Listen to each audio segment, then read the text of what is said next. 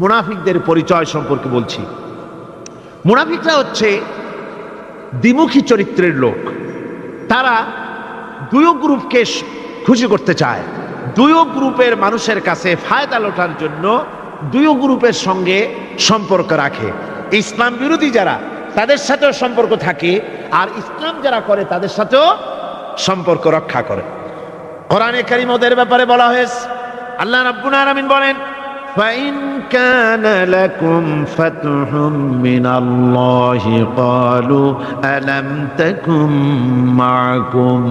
তোমাদের যদি ফাতহ হয়, তোমাদের যদি বিজয় হয়, মুসলমানদের যদি বিজয় হয়, তাহলে তারা মুসলমানদের কাছে গিয়ে বলে, আমরা কি আপনাদের সাথী ছিলাম না? আমরা তো আপনাদেরই লোক, তো আপনাদেরই লোক, সবসময় আপনাদের কাছে ঘুরেছি, চান্দা টান্দা দেওয়ার চেষ্টা করছি, আমরা তো আপনাদেরই লোক, আজকে আপনাদের বিজয় হয়েছে, এই বিজয়ে আমরাও শামিল। এভাবে করে মুসলমানদের বিজয় হলে তারা এগিয়ে আসে।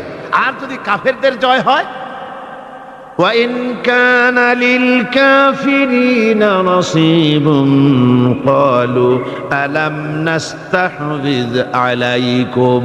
কাফেরদের যদি বিজয় হয়, তাহলে কাফেরদের কাছে গিয়ে বলে, আমরা তো তোমাদের সাথীরই লোক, আর মুসলমানদের অত্যাচার থেকে বাঁচাবার জন্য তোমাদেরকে আমরা বড় চেষ্টা করেছি, মুসলমানেরা যাতে তোমাদের উপর অত্যাচার করতে না পারে, সেজন্য রাত দিন আমরা পরিশ্রম করেছি, আমরা তোমাদের সাথীরই লোক। এই বলে দুই দিকে ফায়দা লুটতে চায়। ওদিকে আপনার মুসলমানদের কাছেও ফায়দা লুটতে চায়, আবার কাফেরদের বিজয় হলে সেখানেও তারা ফায়দা লুটতে চায়। মুনাফিকরা হলো সুবিধাবাদী। মুনাফিকরা কি?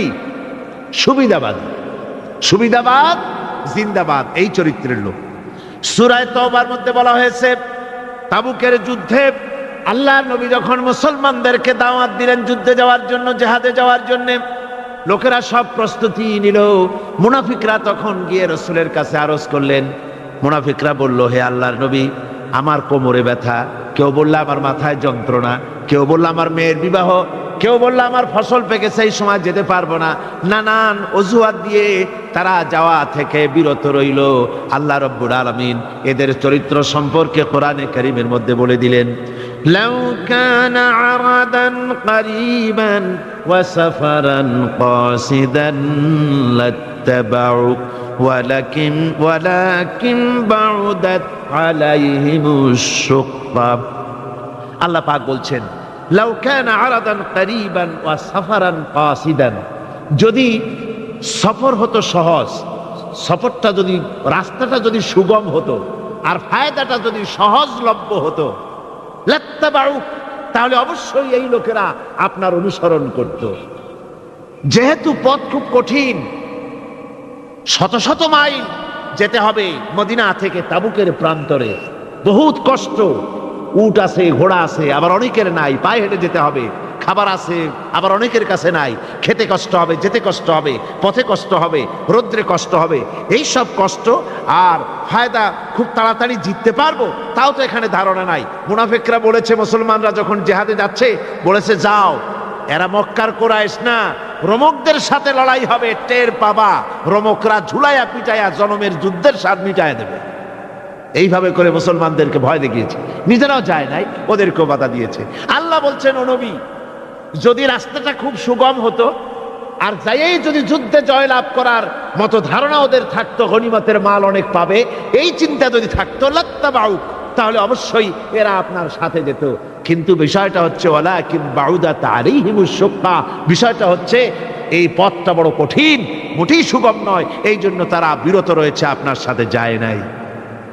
আর ফিরে যখন রাসূল এলেন, যখন আল্লাহর নবী জিহাদে বিজয়ী হয়ে যখন ফিরে এলেন মদিনায়, আল্লাহ রাব্বুল আলামিন বলেন, এই মুনাফিকরা সকলের আগে রাসূলের সঙ্গে দেখা করেছে।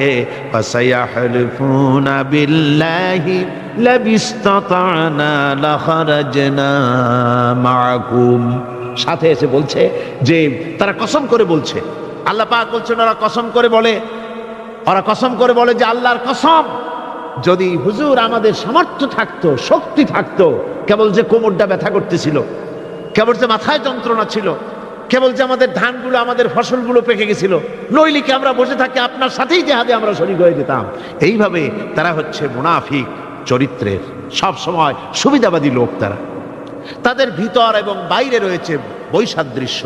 মুখে যে কথা বলে অন্তরে সেটা না, অন্তরে যেটা মুখে আর একটা। এটা কাদের লক্ষণ? মুনাফিকদের।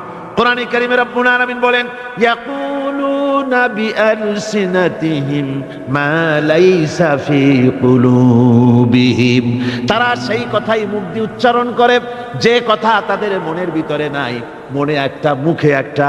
এটাই হলো মুনাফিকদের চরিত্র। আর এদের আরেকটা কোয়ালিটি হলো, আপনারা দেখবেন মুনাফিক চিনবেন, মুনাফিক কে তা চিনতে খুবই সুবিধা হবে। এরা হচ্ছে মুসলিম জাতির বিপদ যদি দেখে দারুণ খুশি হয়। বসনিয়ায় মুসলমানেরা মরে, একটা টু শব্দ করবে না, কিন্তু দেশে যদি কোন রকম কিছু হয় নাই, তাও অস্থির সাম্প্রদায়িক বলে গালি দিয়া একবারে চায়ের কাপে ঝড় তুলে বসে। ঠিক কিনা কর? ঠিক কিনা? বাবরি মসজিদ ভাঙা হয়েছে, সেই উপলক্ষে ভারতে শত শত মসজিদ ভাঙতেছে হরহ, সে ব্যাপারে কথা নাই। শনির আখড়া ভাঙলো কিনা তা দেখার জন্য রাত দিন 24 ঘন্টা যাওয়া হচ্ছে। মুসলমানেরা বিপদে পড়লে তাদের কলজা আনন্দে ফুর্তিতে ভরে যায়। মুসলমানের যখন বিপদে পড়ে তারা দারুণ